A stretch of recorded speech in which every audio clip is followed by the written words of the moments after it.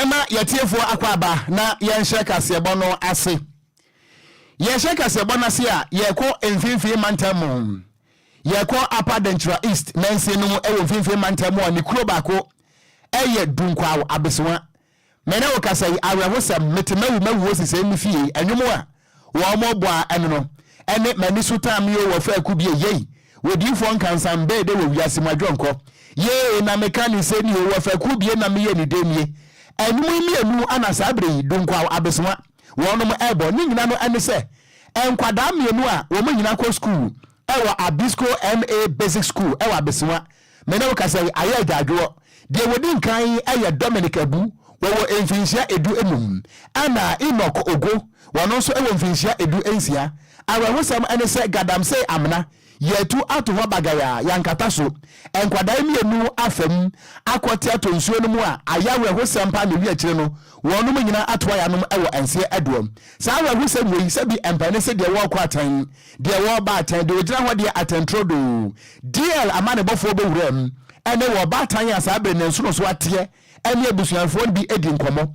eno na wo mu kirem se wo manka bi ahyem de wo mte ya ne se neba ani di ede Dominic Abu no wakwakoto nsuom ama abrantie no yenyino yentimi anyino ama ne ntaade pe ani etimi ede ba fie ayawe hosempa wo ba Facebook no so a eye Dominic Abu na watwa ya no ewonse edo no emra na wote ase ni mfoni anada so no a wo hwe no utimi se wo ye nice boy small boy evinsia dunum me no kasai ayawe hosempa na gadam say amna no so akoto mo no ye di video no so eba be kire oyiwa anada so no enunti se oba Facebook no eso a eye DL106.9 na wonso watimi ahwe bi gadam say amna eda ho se lek bosomtwe yankata so hweba bia edansie ene ba bia amna eda ayawe hosempa enam so mankwada mienu wo makotom ewu na wobra wo batan no ene ebusuafo ni bi ene DL amane bofo edi ho enkomo no bra Facebook no so na yentie nsam so a wo batan no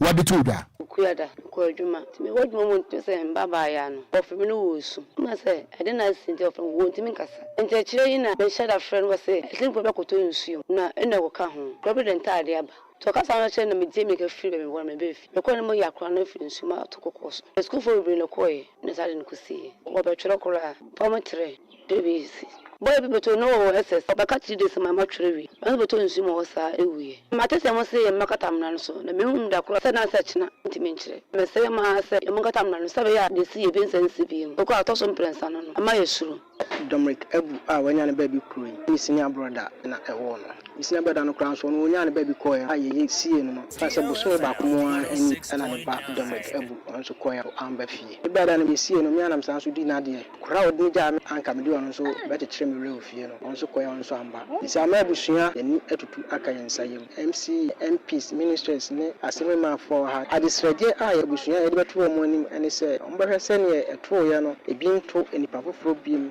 sa amna ewo mpatem ho no omba hwese ometimi akata sa amna no so ama ankoba se abusua foforo so besa so akoye mu sade ye ne ye hu sa oye no enti abusuafo ani ayeti yeyi eye wo batan asabre ne nso so ati se hwi awurade nyankopon Christ ye Kristo mehwe God enti akwada keto abobo nse eye Dominic Abu nimfoni anada so no aha na wote ase na wemui na so na amno kasa de wato ya nom ewanse do amna no nso akoto mu no gadam se amna yenkata so eda ho no bagaya ane wakwa akoto mu na enu achi an assembly member I want to compound electoral area. I honorable NS Akon. One DL amane bofo di nkomo na ode adesrade to abankra chepania. Wono wo Upper Denchira East. Ana afenso no wo mo emna hye bedwane anim se wono mo hwe na amna no agadam se fotutu ho no wo mo nkatakata ne nyina so se ne be ya wo ye na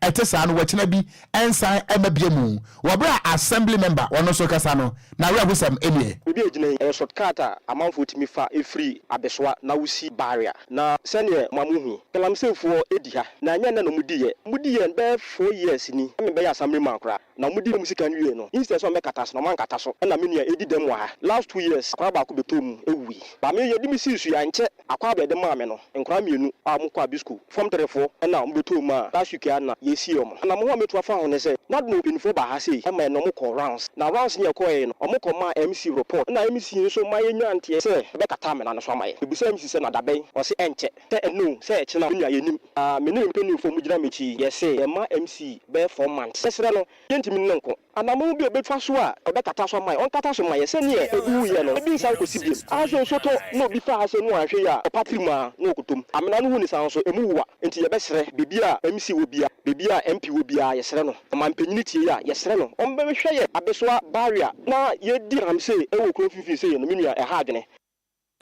enti eni ayeti ye assembly member a wono wo empotem ho eya honorable Ernest Akon ana okasa ye na enu achi ana wohene a wono so wo bunkwawo ene ne empotem ho no no eya okoforobuo oben niako a wotoso miensa wono so wo kirem se enipa no a wotu samra no eto ho no wonim no enu nti baabi a wo hye bia no wo besere MP ene DC se wo monko enkotwene mra na wo meka tamra no so firi se de asie ne de aye awudisem wohene so kasa no emu nsem nie bibi asidi na mu mi ankasa ma nyante amfa ho se nye MC kura na frame na mama so te se asem bi asi ho ni na o ma bo ruwa bi din se e frame no opon ono na o ma che se o yes adwuma no ebusa kurum ha no esese de samo tu akwakotra nkran na mu brono a wote so won kran no yekusu a me ne MC no ye din sa wo so a ye hwehwe so de be on baba be kata sa amana buja no be ba ne se be ka se dunkwa hene sase o ho no dunkwa hene hyase bi bebre wo mu nim dunkwa se sase ni nyina bi kura ye dunkwa enye dunkwa hene nkoa dunkwa hene wona sase ayamfro hene wona sase nkotim so hene wona sase na ya ketwa wona sase no na meme ne bo hye nti wo beti ne kakra kasa na emu enye ne kakraka de se nkwa ehene na sansase ne nyina ohweso enu nti misre amanfo se won adaroma ne bibia ne nyina ye beti se edu nkwa wa ne age atum se edu nkwa hene se bibi ne ya mesre mo aya mommra so wa mani pa no a unhu ne atie du nkwa hene makwa afọ ma se ne ohim foforo na abohye ye ha ya akrombodo bibi ho mko bisini kra wonte no se de ye kan se nkola yi mienu a omso wo mkogu nsuo mu mi ya mete ese ante ho asem se yese MC ne frɛ me ka je me asem a watie ni a ka me kra mente ho asem ti de mesre no se bibi ni a aya ye men nananom na ye musayen na ma nananom so se kena wo kana nan bi ho asem a wo hu ba bi esese wo ka na wo de efa ebusafo ani ayeti yeyi eye wo hene a wono wo dunkwa ho eye abeswa okoforobuo oben niako a wotoso biensa ana ono so na wura wosem wode atudwa na wotumika eba Facebook no so a wo behwe ba bia amenida ene ba bia edan sisi a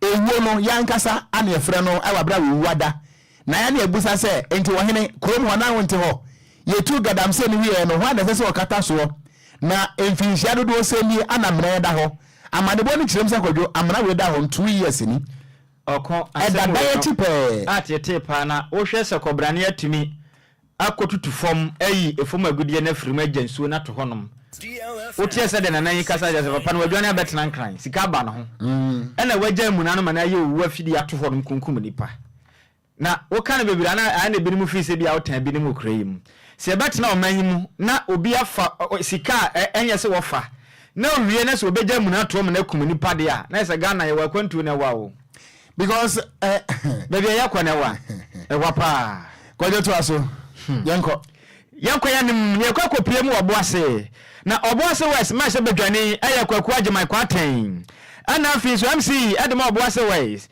aya Elijah adanse bona won ma come to ma bonan aba wode yakwa pro awo oboase kropronum na atiefo bekaya ukopiemu oboase a aya obenim bosumi mekire ma se bosomo no ne da na toso aduonu nwotwe efim prime na do na yimo ene subrane to ya ene nya sabeketo aka chese eya emframa dendenden boy ne padan bebre so oboase e ma bi kura kaka eya oboase sectech e metira oboase senior secondary school e takre ka no eso nyina pa na yese araho sampa me kasai enipa baburo eya 500 metira hanum no munya babi a omo fa omutiri emfanto sanso na edan mako aduosia 60 na ne nyina bubu ye e wasa to ya cham kase a esi ye oboase bia ye be de se honom eya bogobri na afi so oboase senior high technical school no so ekaye na afi so Angry Gold Asante wonum school no so eya de se nsubra ne to ye se se ahomete pa pada ne so nyina na be pete mo Facebook a se de dwuma de resibi ko ye ne nyina emra na oboase west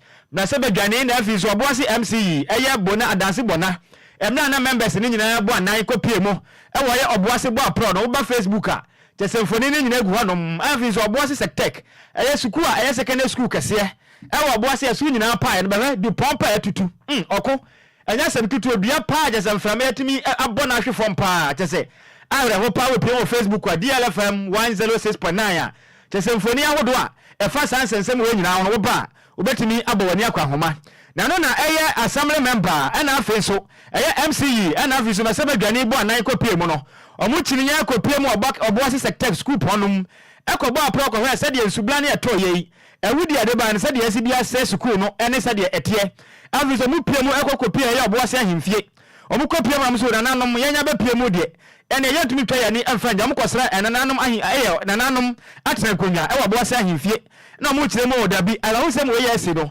ha gi ba papa ni senti ayo mo nyina were ho se subane etoyei atima ko fa ho sam kese pa e de ba oboase eye kofi krom na afi so o mo tete oboase ri nyina na o mo chire ma chese eye oboase west ma se bedwane kwaku agema kwati chire mu a sa na mo wana sa insu ato a akofo ato ya ncham de abai no eye wo mankasa samre no ana afi so aban e de o mtuma ka bom eboase se de tie bia no ono mo wa ka dwam no metumi aboa wonom ma sa ato ya ncham kese esi no ono metumi apɛ ho pomasi bre na no achi na ye oboase west eye ma se bedwane e kire mu a Ghana man nyina de srade de ato nyina ya nim sese de tie bia no adwumaku akese afia dantemo ana vinkitwa nyina ka omtuma bo anim an na oboase eye kofi krom eye community no ontumi mo na se de kuro na si bia sai e wo na to ye jam kese etise no eto wonom no yetumi mo a wonom na kuro no wonom nti omtumi si ene omomwa na adan hodo ase no wonom ntumi ensesi mfama wonom nyina na wakasa na osana chem so dia dro no ebe hia se Ghana man nyina betumi ata wonom achi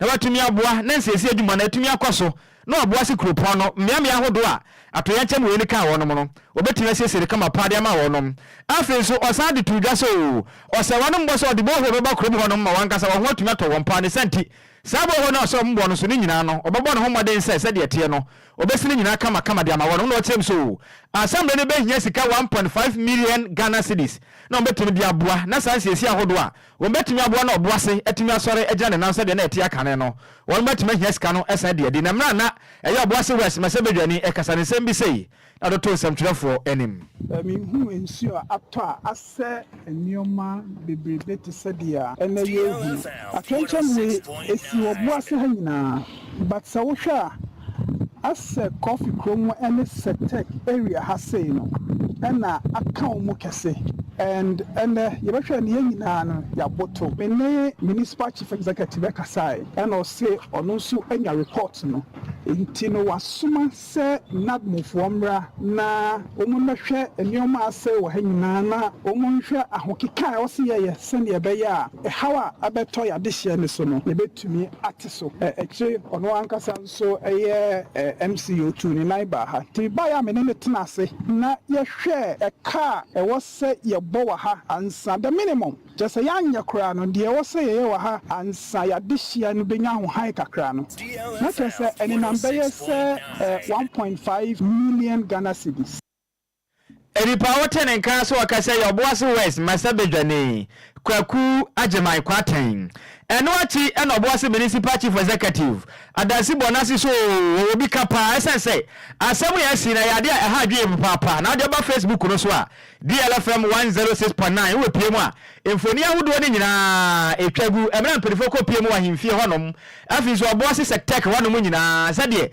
etese ensuo yatumi ato na mframa no odin sei etumi apa school dan ne adan ahodo bebre so potem honom no ehu video ahodo ne nyina yade a etwagu aba Facebook no so a ubetumi abawani akwa homa ena adasi bona kire mi se eye oboase sectech eye wono demo trace ahodo a tese ensuo ya paso ase ne nyina no mo eye krado se assembly ne bebo no homoden se obetumi abodan no so e de ama wonom okase na osa kire mi so eye nadmofo so abomoden akwa hwese de dwumade ne nyina ate a tese mo tumi abomoden asese eho hawo ne nyina ma mo eye krado se se ya kese de oboase assembly no eye krado so metumi aboa na anyama ahodo asai oboase sectech sukunum ene wonom mo keka dwa mu nyina no betumi aboa wonom se be betumi aboa no wo mo etumi hanhare wonom so yentie se de eye oboase west municipal chief executive o kire ne nsemu so short range we see ya nyama say ni pepra but yɛnhwɛ ɔkra baako koraa ɛno nti na wɔka sɛ ɛsɛ yɛda nyankopɔn ase sɛ wɔhwɛ baabi deɛ ɛnu sei baabi wie na ebinom ahwehwɛ ɔmo nkwa wɔde nyankopɔn de ho afofi kra biara anhwɛ yɛtɔ so mmienu mɛda nana amoako tofoɔ ase a ɔyɛ abadwumhene wohwɛ nneɛma a nana so de aba bɛsupɔte ɛyɛ saa dwumadie yi a ɛsɛ sɛ yɛda ɛyɛ n'ase pii na adom region nso ahyɛ yɛn bɔ sɛ ɔmo so deɛ ba bɛka ho na atumi aka wohwɛ ebinom abɔ ɔmo deɛ so dada eti obi a ɔbɔ no deɛ so dada no ɛsɛ ɛyɛ ne nneɛma no sika. It is also got a roofing sheet by up one packet. No boy, we are for one packet sick and a day. Emano. It is a pepper. I intuition reporter by now. I won't marry roofing. No, you want more details. So, Honoma, this Cadonia, no be an Oscar. Any power 10 and Castle Casano, or Boise Municipal Chief Executive. A dancer Bona. And what he and opening upon the headmaster at the more Boise Sectec, NS Wafe, no so opening for F3 a year, Masabagani, a year Kwaku, my quarten so. Equasi a year MC for you and impany for who don't 7 members. Alphys and Anoma Boise West in now, the woman I say. Sana more panties I want number 2, so begging a year Boise Sectec school no, and if it's couponing in our master pa, Nebinko, Nebi Maybe, Yentian Smahodua, or Boise Sectec headmaster. Also, Ocran Nhyiraba Kwadwo ase. Nkula no nyo munya na ofi ebi wo ha ye ni form 2 for no hadada. Form 3 for na 17th April mba be kom. Nti wa mobile ni se de mo se hu no. Die na nka betimi pra obi an ye yini na afi ho. Sisi hu bi enum biem. Mpanyifo aba ya start ACC dormitory no. Nti wa wo fi bia school bia ese wotimi ba. Bibia nsi hu bi eni he biem. Ten Casa Okasei, a Boise Sectec, headmaster, NS Wafe. Yantuan Yemeno Siaka Siabono so our DL 106.9 na Waba Facebook no eswa ya the video sini nano echre wo se na be ya won so nsɛm a ye kenkan de asombo wo beti benya entiase pa wo ba nso na do comment no atoase abena enso nyame ya da so message ni wo ha ye be kenkan de ma sada nso anafosu ya Francis wo message no nso e wo ha wo so de wo de e ba ye be kenkan ni nyina yento akase bon so da so aginam e wo asante mantamu a ye free wo boasi na ye fa anwan kwanta abepiem santase run about be kwai run about ni atiesim e wo adweso ne edura enche ye ana ebeto odwase emrahye bedwani ana wote abanwa so e de ema NPP amanyuko no e wo adweso lawyer Dr. John Ampuntuakuma papa yade kakra bi bo no a wodaya wansode sabri papa no wato ya no e wo ensiedo na eba no sa mehu behia se NPP wo so no amanyuko no wo mo eye enhyehyeye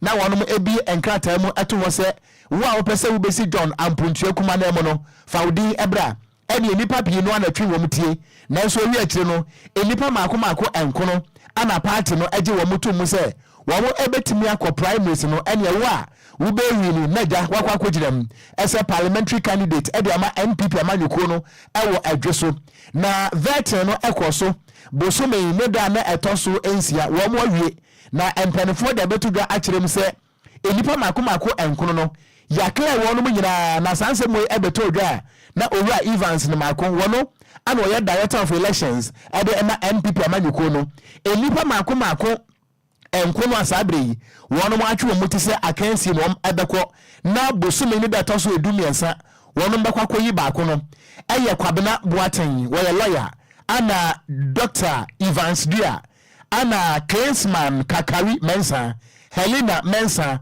Jacqueline Abena Pokua Amoa Boite ana Portia Bafo Abronye Akwesi Nyantachi ana Aaron Prince Dia ana ya Echama Abwaje sani pa mako enkono ana nyame ya domo a bosumi ne datoso edu amiasa 13th no wonum ebekọ primaries na by elections no eni ayedin me na ka say electoral commission ade abetudwa echirem say bosumi ewomu eye April 30 ana say 30th April ana by elections no ebekọ so ewo adweso ansem ntimi akwa homa so na ya mani boni Robert Bosomtwe what is electoral commission edi date na ba afa by elections no won 9 wachiri NDC wachiri MPP wachiri adweso obusa say ahobobo ano etesen Robert Madwe Miriam Joso apombo kwode wadweso awode wa ha na honso oh yes ye kuram sa kwada ne feeding bottle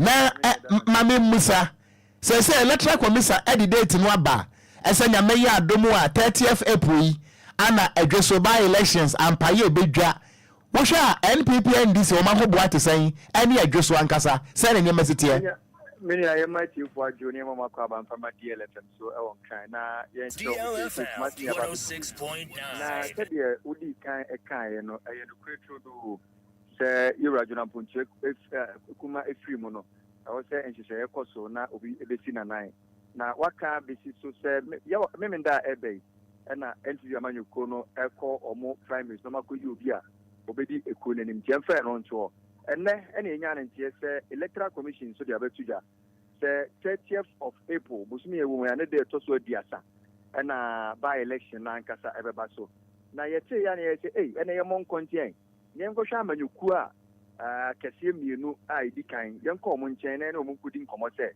by election no if diaba se busumi de to so diasa na yebeto aba no na omo nso omo ho babo ateten yedikan no yeko NPP amanyuku mu ene omo kudi nkomo chairman Charles Amwatin ene ye party chairman ewo Adwesu constituency na ye call in nchen no asma chairman aka chairman ni say omo NDC de a omo Adwesu de omo ye krado omo parliamentary candidate ene Dickness Jeren Asante enti omo de Adwesu de obe pima omo ye krado pa na de okacha e twa to ni say Adwesu aye krado no omo chen enkomo e de free National Executive Council omo chen signal e de free o the National Executive Council be catch omo and I feel be so and it's a National Executive Council ba no be catch omo so moba no be catch omo ho ye be ko contest ni dia NDC party ni so abeko if you only CEO maka ya che ene ye ni chiemu ewo NPP so akache ye ne chairman Kofi Ampofo Japan enso kudi nkomo e no ka che so omo de omo ready anisa omo nye ready ankomo nkwa akono se omo kwa ko yidi pa ba ko a obedi ekunani ewo sa 30th April elections everybody so no nti amanyoko kesie mienu e wa hane de NDC NPP de omo nyina so my ready nemu NDC de omo so omo chain signal from National Executive Council na me ya wonim se amanyoko e friend LPC yewura Kofi Apolu amanyoko no ono so a present candidate a ono so na agency by election no obi remubi DLFM 106.9 independent candidate so ebetini apiemu ewa Adweso enti minia ye namasie na ye tietie ye hwe de si ade ye ne amanyoko kasie mienu na di nkomo no omo nyina se omo ready and afi LPG so ye hu se omo so flyers any process circulate wa Adweso a se omo so ebe present candidate and afi ye tete so se independent candidate so ebetini apiemu ewa Adweso minia de wa hano no bosomtwe ma yana se na sania Yesu ka kire Zacchaeus say crutches form na ba bia obeda ho na meda no ka kire Adweso fo say DLFM agebensam kasebo ahenche kasebo ene wo man adwuma kasebo ebre no so a by elections no ye be Yesu wo mbe Zacchaeus ba bia wo mbeda ho ne no wo mbeda ye de ho nsem nyina bebre chief me ye wa ai kwa de be adwuma Medas papa ebusia yamani boni Robert bosomotwe de abane boy efra Adweso enunti NPP NDC eni anyasam koto aba elections na ba yire na wuti amane bono a independent candidate bi nso atweliti wo ho na ebom ye ntime nka se we be wini anase we be lusu free se ensuo ntoye a wo bi ntime nkyere ba bia wo susai wo de bode ho no ebefa enti Kwadwo ye nto akase bo no eso ye to akase bo se kwakopie mu wo Deputy National Youth Organizer Edema Opposition National Democratic Congress NDC amanyoko no Osman Ayalga papa yi obana ho maden afa pen odiasin klata so atwe de tenten akoma the office of the special prosecutor kisi ajabensa papa klata eje na kinka mu ye pa na wiye pe bomode na forward kama fa koma Dr. Kinsiri Ajimaya ono no ye penimpo ye registrar Edema scholarship yes secretariat no na da no fa koma no pa no kinka mu ye no wanti ase present say o manga na ya timu no scholarship no ye bomode se mpelifo tintim ye say yamfa mo schoolfo a wonom animade pa nanso awufo ne bie binim so na awufo na tumi awuaja wonom a lawo sempa nanso werim nyanti na mpelifo adwene ho etintim scholarship no to say yamfa mo schoolfo a wonom ani bie nanso nansen dia kwaso no time pa say we krata papa ya twa say emu odu pa kire mu a kese prane kankan bia ekoso pa wo pani ani dindi Dr. Kinsra Jema so ye efa scholarship ho no enya de so ani yekura ne senti animanim nya OSP momode e makrata yi papa ni sanka na ontu no hofo okasa na osa kirem so wo hwe ne ma bia ekoso pa ne prane kankan a eye Fourth Estate for kwa hwehwemu ahodo ekonu na mo ahunu so prane kankan bia etu etese wankofo ya so enya de emuda hokura ne senti wono modern krata de aba abonten no ene wo kire OSP say krata na aba abonten no hwemu aba no omo modern say omo na nini akire ye pa esan say ehu hia na yade da Ghana fo akoma so pa na hwemu na beda de ni kire mu aje say amanyoku ambi pe amanyoku ni mo no emabunu ni bi ana afi mpenifo no bi kura say omo tu kwan akwa mono ne a na ya fra wono mma wai bra so de okan bi pe amanyoku no bra beji sika bia na won so de scholarship koda na ho abro kire pa na jemframa pa na sambra betra mai mo esan say yaba na woso ya frɛ wɔ ya so simesi sa so wɔ krem ha aha won so wo kan bi pia manyokro no beji ka kre scholarship no so beji bi ene ko dan ho na ko bon from apa aha Dubai da ho US so da ho e kwaji wani na bra ene mo kyerem so da bi scholarship no ya fa manyokro ma enya de ya manyokro bi ba de o e ya my Ghana esukufo a wono mani bie ene mpedifo atena se aye hyehyese de beboa wonom ne se ko ma ne se mpedifo betena se aye hwe han e ma ban ya ba fra banyu atena se bi pia manyokro yi e ma bi fa so edide Emma Ghana school for one enya kama for omotintim eye scholarship is yamfa mu awonu yi ye onya kama for de na nya de bebo ne senti anu manu ya impedifo mo mode na OSP omo ne ho moden Emma Dr. Kinsra Jabeni sankan kratai no mo moden se dwumade a wodie no pra ne kankan aya dodo ontunu firi honom no mo ne hwehwemu a esafata bia no enra medadi na esafata se Ghana emra ne di na se ya kire du kotomu krampo na papa ye nche no se ba ye betimi aboa na eye scholarship secretariat wonom pra ne kankan a ekoso honom no ye betimi atu ase se ba ye boa na sukufo ankwala ya wonim kamafo no scholarship no e betimi abeka bi e de ama wonom yentu akase bono eso na oba Facebook ro so Ghana for messages no etemu pa se bebe hine entosi abomu na abena enso nyame ye ano se fantastic news by all standard ano no so de abaye da se abena ana fosu ya Francis wose yako oboasefo ye mamo yako ye hiamboa ensuo na paye da so monkafra swai the lies anu ana junior wale gh ana wose wotie kase bono live edi free time community 1 site 2 ana wose in fact you guys are the best mukase bon more the power more fire ana Robert Gameli urade wose you are listening to the most tallest and the most fastest newscasters in the capital city. Bear Matenten Gramo, Okogyeabour and then one for say, Nhyiraba Kwadwo Sammy. Yeah, hey, Gameli dear, oh, there be Missy Boy, a drawback chinafi. A drawback chinipe. Ain't you a second say one day jai, baby, I want nam, jaja, was it to go boda, Casebono and Namu Ewo, and Tibra, yada say. Ana nana Enquiries aboaten wedi fi Ablekuma Central wo se kasebo no edempa iwo so yada se mayanto kasebo no eso yeto kasebo no eso a wo pani wo ye legal practitioner eba Ghana mra no a wabede mu pa wo no so ana wo vice president Emma Imani Africa eye lawyer Kofi Bentel wo da to ga akirem se enyema bi ekoso ewo atemu adwanum eye judicial system no emu a se empenifo ahwe na wonom amfansie sie ama na wonom anya corrections a ebre bia no ebeya Ghana fo se judicial system no bias ewemu wopani kasa na wochirem se nansan wo hwe enkrata South Dai Emra Shebedwani Honorable Roxanne Nelson Dafia Mapo wotintimye edekwoto Supreme Court wobra na enyema bia ekoso ne bo anyuso na odekwoto ro edi nansa Supreme Court ebo asemu tugu ye no a na akwa te se Ghana fo nyadwin bi se Supreme Court no ye wasem bi wo no mu a wo mo etena so che asem bi wo no mo so a Ghana fo epemu aye etimidi mfinhye aduasa na Supreme Court emu anyi na ye kwana bra eno ana lawyer Kofi Bentel echirem se ekoso ewatem adwuma no mu a ebe ha dwen enu nti animu ya no eye wetemu afo pani eye Chief Justice eye Elaba Esando Tokunu wonhwe na ensiesi ahuduo bi sese wo ye Emma Ghana fo o madwene mu etimi da ho na se bio watimi wakame ene misusu se yesisime ekoso ewo judicial system no eto betimi etwa na wakasa na wochirem sasem kro ya no eye Professor Kwaku Asare wono so why fellow Emma Center for Democratic Development CDD Ghana wono so dan say wo ba bonte beka say eye ne the person and saying eye Mami Chief Justice Gertrude Eraba Esando Tokunu washa se so wone nsem trofo edi nkomo na wo chirechire nsem mu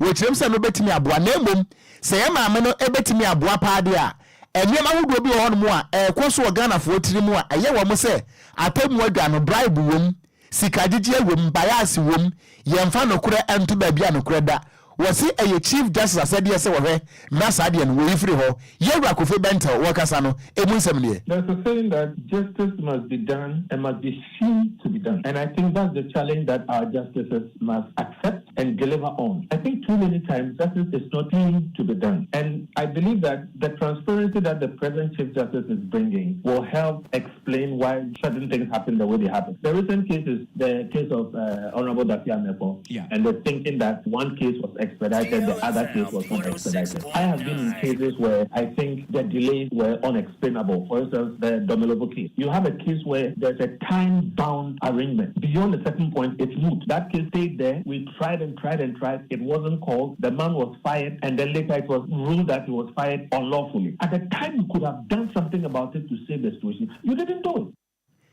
Enti eniayeti yei ayeyewura Kofi Bentel wono woye lawyer ni anosaye vice president Emma Imani Africa ano de sansemi atuda ye to akase bonda na ye bo ede awuremu o my Ghana ahwane ne ensemu na eye member ewo eye energy committee ewo mrahye bedwam Dr. Kwabena Donko no kure ya eye mrahye bedwani edi Mapru East ene wakasa de nsam de atudo so o my Ghana enyina nkane ahoden asese yi ayakwa se boachi bidin a wo ho na nkane na dum wo be ya aseba udem sa na ade ache na wakasa na ochem so dabi ensam na ekoso o my Ghana mono mpenifo mpeso mbeka no kura kire Ghana mama na ha ni nyina akoye sikasem o ha munchechemu aduoson 70% ne de sikasem pa na yakoye ahokire akwa atwe yade ba mpenifo o my maja so mpeso mbeka no kure ema Ghana fo nyina hu de yakọ ne ba na nnam na Dr. Kwabena Donko one eyensam twefo kasa na ochem so wo hwe ha hodo a yenamu power hone ne ensem a na nsen wo da ho na onka ne atum ehuguro pa ya fam o mayi mu ne nyina no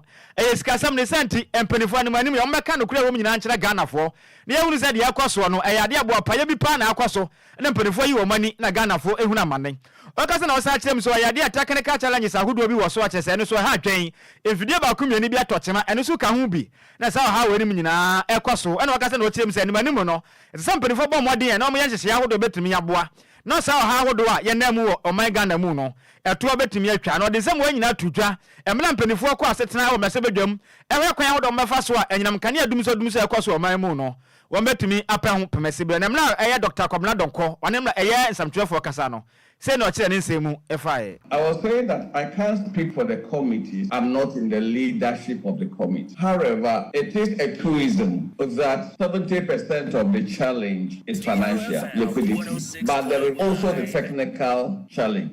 For me, the worst part of the challenge we have is the desktop that we are doing. Any power teneka so okasai eyamra sebedwani edima Pro East Dr. Kwabena Donko eno ati ena nsantwafo bo anan so obi a wa brain pa wo ba hone de nsem no so ne wa brain pa energy analyst aya Kwame Jantro no so da bi nsem we no men so mekere ma dwen pa na no so kasa na otem so eno kra pa da Dr. Kwabena Donko kan sa na te o chema sika sam ya de edi kan pa ka ho bi ena nyina nkane adun so ekoso ma Ghana mu no ekoso pa na otem se enya no nko afin so eye ohaw pa je se eye ka kese pa na ba ya de so aba beto eye mekere ma Ghana enyinam kane ana se eye ehone ne ensam so ohaw kese pa ka ho no eye ka kese afin so ene ma godom di juma e wo ma so ye ho no no aye dada the sentimentals ahodo ekoso no nyanya de edi mu ene so ka ho bi ena ne nyina ma ohawe no aye kese ene so ye ntie se de o kire ne nsemu efae. I find it very remarkable that operators in this sector cannot sit and talk together, cannot know what is required of each of them. Generation needs transmission, transmission needs distribution, distribution needs customer. Are you trying to tell me that they cannot work together? All this spat in public is not helping anybody, because at the end, what does the customer maximum require? They require power. Sort it out between yourselves. I don't see how it needs the Select Committee on Parliament to get stakeholders together. I don't see where that. Why should the minister mediate? Are you not part and parcel? Don't you hold each other's hands? If you generate and Gridco doesn't transmit, doesn't affect generation? If Gridco doesn't transmit, doesn't affect distribution? So why can't you sit and talk together? Why all this spat in public? Why? Any power ten energy analyst Kwame Dantwa. Yentwa kasebono eso. Ye body awram e won samfoforo mu a na ye kwakwatwi break e wo NPP wo so amanyuko no emu. Na besa bosome kakra nie. Ana NPP amanyuko no ebie nkrata mu to ho se wo a wo pese wo him franka, wutu franka na wudi amanyuko nanim 2024 ye no faadin bra.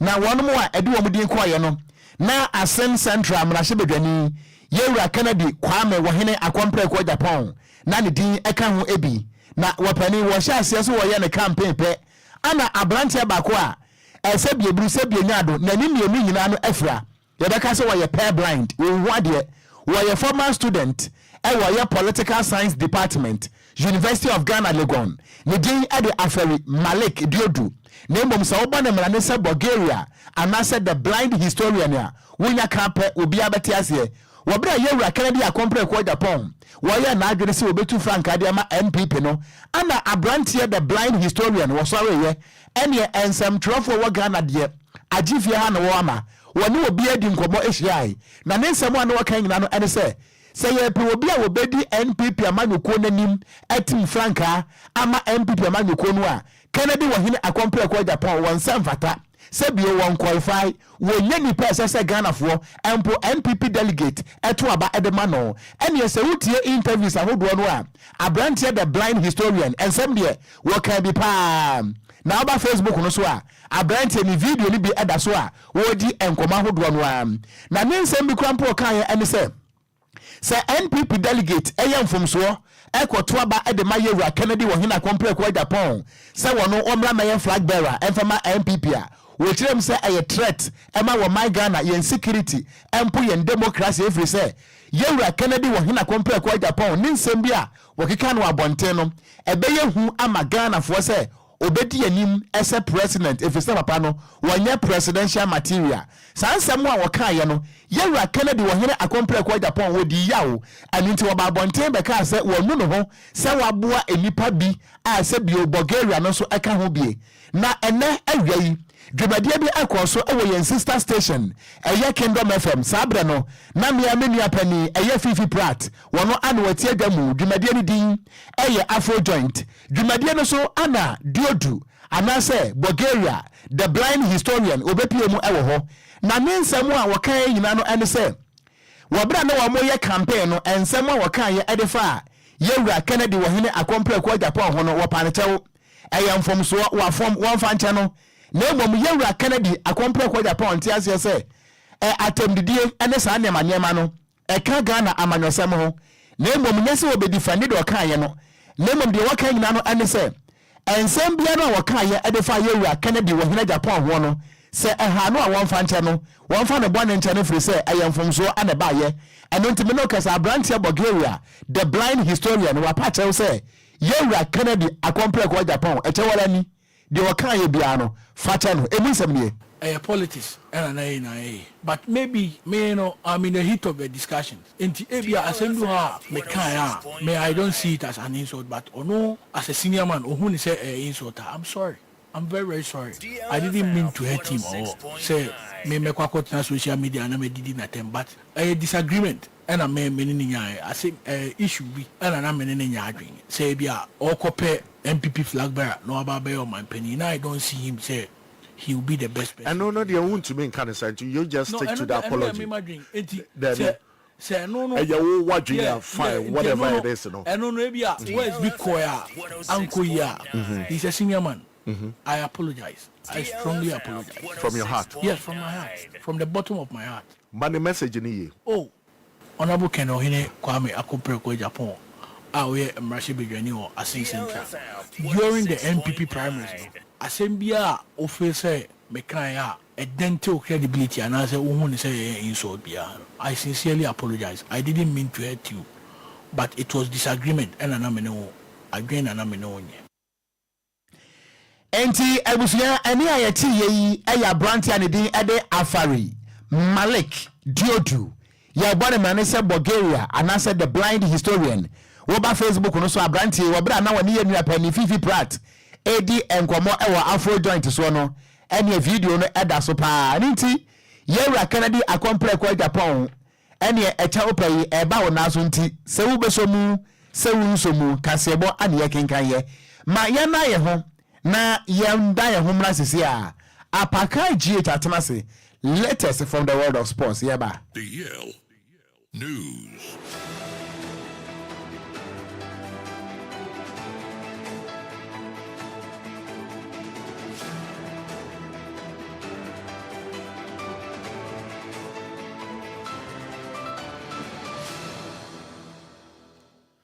Right, Tabusian Samo Bibiala John Mo Bibiala Kwabo from DL 106.9 for Casafidia so and then you know Sia Casabo so Mredu Sa Goody Moon Sama was so Busia de down now when you call any nearby Sampina de Guian Pronsoa Yadeba Ghana Goody Moon Sama and of course in phone close to the hour Ya Papa Nina Yadeba Miamedin Samana Dia Major Sono yes one of this year Apakan GH the Blessed King and 10 times I mentioned some answer from the mentions here and from Fiamia not midway Ewa Manonedia Winnie San Nansia and I host to All African Games everywhere Meno Kase facilities outdoor and Yaya Indeno Ewa Yebet me at your host to event outdoor a bit to say University of Ghana but tell my numina yeah now Honorable Mustafa Yusuf a Minister of Youth and Sports I don't know what Kasa say Commonwealth Games or president I have friend Tunku Imram in the Wabagana na Obayano Wabeshia ono minister and in Edi Komo facilities I would want to Eddie host to All African Games no Wako Eddie Nania Kwashe or CNJBiano Africa ebe hosti All African Games and on a Honorable Mustafa Yusuf say per event I would want you host to Ghana and the facilities I no Ghana you ready you bet me host to All African Games and our Commonwealth Games rather. They said the president of Commonwealth Games was in Ghana. Okay. And he has visited our facility. He has held meeting with my good self. He paid the courtesy call on me. I had the opportunity of even attending some of their meetings. And their programs, they want African nation. They said it's time for Africa to host Commonwealth Games. And Ghana we have the facilities now. It's not going to cost us as much as it has cost us to organize the African Games if we decide as a country to go for Commonwealth Games. Why? Because we are now have Honorable Mustafa Yusuf, a Minister of Youth and Sports. Our man Kokro Ghana mua and I see with facilities at Ghana. Yeah, no. And they bet me a host to Commonwealth Games. Yeah, don't want some Eddie amount. Yanko PM our Blasters of Ghana catching Nansia and a Ghana Football Association and the Ministry of Youth and Sports. Ekopa new technical team. Edema Blasters nande Otuado Edienim. And on a Samuel Inkum former Blasters player HMA or Sinde Yepo Yempo. Coach Otuado and any technical team na pen forces so bet my adwuma no enti say yebet na chire na yebetwa bom ebeka ya adwen akire om no yenya sadia no na yen support om ensha om nkran say na be betuma ya adwuma no e de ama Blasters. No, I'm not saying that what Ghanaians are doing is no, but I'm just saying that in general that is what the leaders think that they are the right people that they have to lead the team. I'm just saying that instead of us to bash him or the coaches, why don't we take our time? You understand what I'm saying? We support them because they have 3. And also, I will not say anything bad because the coach. If you check the game, I watch the game. He's giving them confidence. Samuel Inkum, former player, Edema Bobo Kwa friend Kumasi Asante Kotoko Hasselfolk, and a Blasters and so or Bobo Niepa, and a Watson and Kano, Yantuan Samaneswa, and a Timbakwa, Omonam Hua Paso, Mobiano, a Trebirie, now Coach Bakwande, Obia Bonabaso, our Ghana, Abdul Karizito, and a Timno, a Drinsasi, Essence, Okokaf, Confederation Cup, Mono, our Suyepa, and Neomako Piemo, our semi-finals. akasa omone Zamalek a omufi Egypt ene kwakobo na Abdul Karim Zito coach akasa osi bobo kwa yefa ne Zamalek a omone omkwakobo no omunsuro na Africa ne kram na omkono na obia enje omundi inti stage ya omedu a omkwakoshia Zamalek no mo expect so meshi inti omunsuro We're expecting it. We're expecting it. We're expecting it a lot. Well, say I am Siciliao because young Casano I na Yamubi Mukura Jindi say Yami bet me the Adu and I lay do because one of the prominent people in Ghana football. Only we didn't cause it to be able to cry him or my idea. Because from the beginning nobody has any confidence in say betting even Yadu Grusi the crown. Coach Abdul Karim Zito, head coach at Madrid say, Anna Ebusia Watenenkano, what do you need him our mononia? UEFA Champions League, and then quarterfinals, 2 games, Ebaso. Now, Uramo, our Emirates Sports Stadium, our my friend England, referee King Nilbeck, our feet Sweden, and a Kwakodi 7 p.m. ya, and a game no Esha, say Bobo Kwa, your friend Asna, almost Nafie, now Omone Bayern Munich, Edia Buenia, a big game by all standard, Ura 2 teams Numa, almost selection in Abeto Gasna, big boys now shining in Astate. David Raya, Ben White, William Saliba, Bukayo Saka, Kai Havertz, Gabriel Martinelli, Numina, Astate, and our friends, Oko Bayamunika, Manon Noya, Matthias Delete, Numina, Hurricane Numina, Astate, Eddie Amabobo Kwa, your friend Bayamunik, Empire Bega, big game by Austin Sanso, and Estadio Santiago Benabano, and the Bobo Kwa, your friend Real Madrid, or Manchester City, and Eddie Bueni, Francois Letizia, of your my your friend in France, and a Kwakodi, Nande Real Madrid and some big boys in Nina, Danny Cavallano, Fela Mendy Numinano, or Master Jude Bellingham, and then Rodrigo Vinicius Numinano, Astati Eddie Amar Real Madrid, and Erling Haaland, Jack Grealish, Bernardo Silva Numinano, and so Astati the Amabobo Kwa, your friend Manchester City, our Estadio Santiago Bernabeu, 7 p.m. Empire Bega, a Real Madrid, and a Manchester City, FIA, na Yakope Biashe na boa, Emma Bibianso, a fine busia, Yamfa good win some in Yamia Mochran, Yaka Chibiano, Yete Ebabetua, so the Amamia Samana Brono, Diamages Sono, a Yesuano de She, a Pakanjich, the Blazer King Sam Radio, Okogyeabour take over Nani Aka Chibiano, on Nhyiraba Ediatua, so the Amam over to you, Okogyeabour. Meda say Ebusia member won chain na Yamfa Sofano and Tuamoso. And you may and someone a person in Ghana for you, United Hong Kong, and say, Wapanin and the Eddie Kofi Bento, while your lawyer knew what them say, and Ghana for Pino dream say, Asemwa, Ghana for the Kotuko to a Yepa Unsuano, and no Enshada and Mantem, a Banasanwa, Ghana for Fidi say, as a mistrust be, you need to be a watem woman, me pato sana who no, sana who see we are tem wodumano. Mr. Wada, yeni home komo, na yensiesi ya husa wa mine, 0534 050199, 0534 050199, and 0593 40 65 65. Good evening. Good evening. Me pacha udi de so frame friend. But your friend Kofi Apia, phone. Kofi ma mintio. Sina kwenya de man. Asoma ina de man kan de no kre. No kre pa in fact Ghana ha baby e die ya asem. Didie ba ku kre no ayo wo mu. Because sometimes we asem ko e bit medla ku kwata sa na wan kasa we give them kre be kwa na akudifo. Ndi do kan de me ya adwen 100%. Me da sepa Kofi Madway. Pato ye na wo for Okogyeabour. Dixon bada konkwa kujeje maminti ofi achimodukro. Ne pato me da se. Na min sira wo fa ne kwanga ne ye wodi bia di yembibiri. Na ana ye adwen se won na nka ye wona ye kwa nka wo be de ngo beti maka nga asam abra ye ntem hwese wo fa ti ye se wo nga asa asana manso abazo de akoto wo be 5 years ni sika no je di sa no titi bia umlatin bia mayen ana ye se asa wo sika na uska na sapena ne anya ne den afa sa asme funzem nti atembu adwuma de won ka no kwan mayen kakra na ye ye nyawo mu gidi. Bye bye. Meda say 0534 050199 0593 40 65 65. Good evening. Evening. Me wa fa sibeni. What I say, the Melanie, or Pampacho, Oh, Yamia do me offers, and I swear. Yamia do me too, catch it. Oh, Michelle who? Yami Quashina Sala, Mo, yea, a mono, young. Any I drunk wabomu. I live for you for about Miss 1 month, 10 years. Radia. Yay. Mo. Bye-bye. Yes, that's what the money bring here. I will have the more fast if we. When you send me, so. Obedi, I actually we are more brave in Tikwa, went to me, so. My dry. Wafa. Mo. Wafa, Sammy. Yes, I'm in you. Wafa, my friend. Me, I must mafia, pa. Wafa. Yay. I think we demand it, dear. What's a MJB?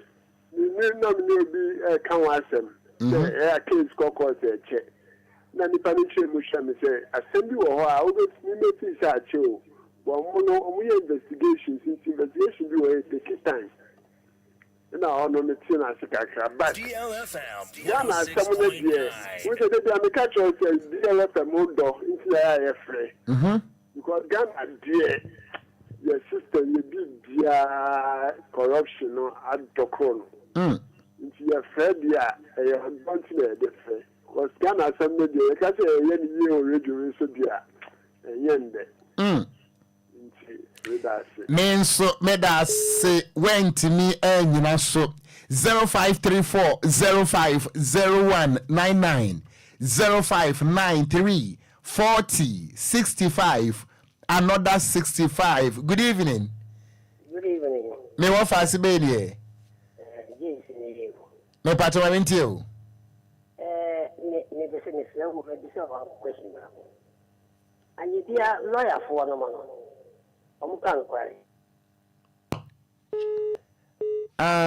Wabusa question wabusa say anyanyam bia lawyers no mo ka no kra na asem no busa na mbo akodo say no asem bisa okay me da say my joy. Hello, good evening. Good evening. Me pato mo no so kakra ma me wate na wachina me kodi akiri wi me mpa rofu kra Obamba jo mutre mutra because of this. Who can say Sweden. Mpacho menti o. Sweden. Abrochire Sweden. Oh, okay. Ya chia Sweden fo nyina mpacho menti o. Your friend, your court in your moon kind of so. Now, go for me. Obon na phone by. No, we do need to court in so there. And not the only in a papa, common kind of crap. Go for now. Thing here now. I said, the boy in a bank. The shop was looking. I mean, a bomb. And I took out no part the line. Mo ya da se o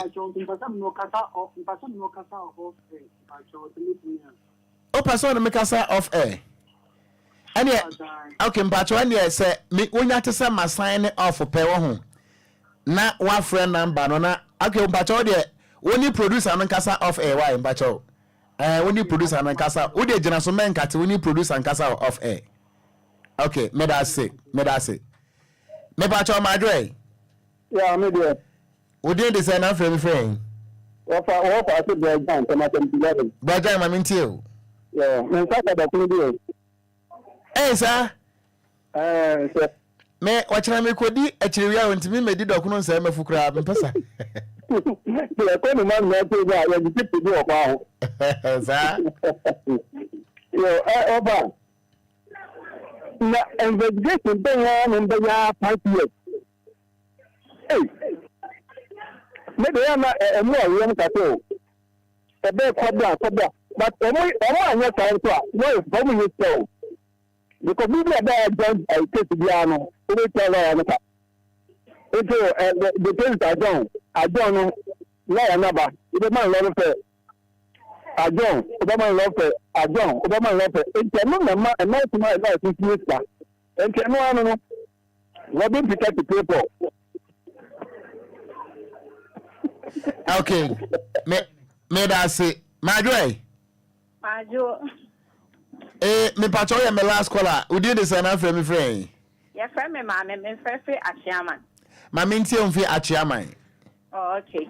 And she say it asama ka to court na 10 years. Ni yakoba. The end of the day, Okranina or the exam to court. Yanka sem na mano. Yanka sem na mano ma sem no mo bregu. Oh. Mo bregu. 10 years so 10 years. Oh, be a nikuru. Ya just a padie finance and ordinary national dan court 10 years. Go up and down at the end of the day. Or more sem nebu. The moon said 10 years. Now, from the beginning, when said the judgment never caught. After 3 years, be no more custom never. And so, you free. I go up and down, 10 good years. After no more custom never. Judgment is so by ya. Judge best sign it. And also up and down, and sana. Judge signing judgments. Who do ask them for damn court? Na say. One found kwana ye. Oh, Kafra. No. Meda say asema waka mpanimfo atie ni ye pa nyamishrawo. Ebusha ye ntimi mfa afrafo no ebiem. Ye begina wesu na kasebo no ye de asi. Ye so a awoso is up next. DJ Hitman abo ewram. DJ Omarion ana de call Facebook no eso akenkanfo nso ye mienu. Medin ede Okogyeabour Ocran mene. Nhyiraba Kwadwo Sammy B. Ebusuada mo nyina ase ama mo nyina mo anitie nchim afidie no emfre ha. Wone Hitman entena mat yakraw. DL News.